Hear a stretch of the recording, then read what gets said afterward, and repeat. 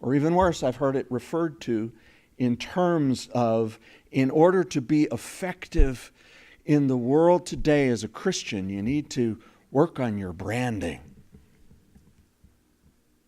I will never forget, years ago we went to visit Krista's family in Southern California, where she grew up. And we got the opportunity, this was probably 20 years ago, 25 years ago, and we got the opportunity to go on a tour of one of the big studio lots there. It was before there was the big Universal Studio place and everything. And I don't remember what studio it was that we got to do the tour of, but we got to go down over this hillside and down into this valley area where they had this scene set up. And as I walked into it, and it was like walking down a street with, buildings on either side, looked like it was set up, I think, at that time as a downtown city kind of thing.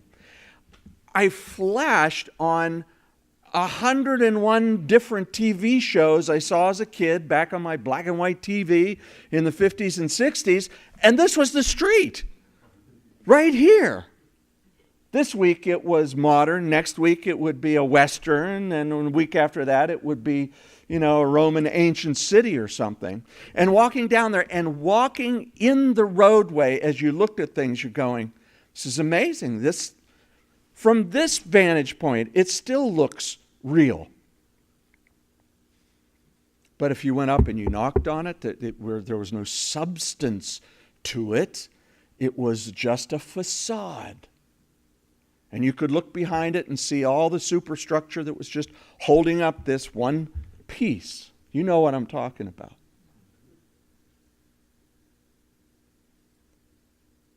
That's not what we want to be doing in our lives. We don't want to brand ourselves to be this, okay, here's my facade. Here's Pastor Kevin's facade. I want to tell you, if I was working on that, this would probably not be the facade that I would give you.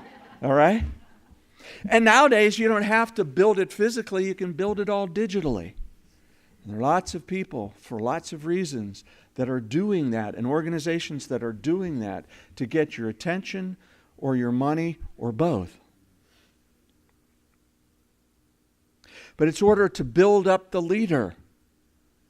It's in order to build up the point person in the image of a product, or when you're talking about a church, the pastor of the church, the leader of the church, the concept of the church. And Paul here, with the church only being several decades old, was saying, no.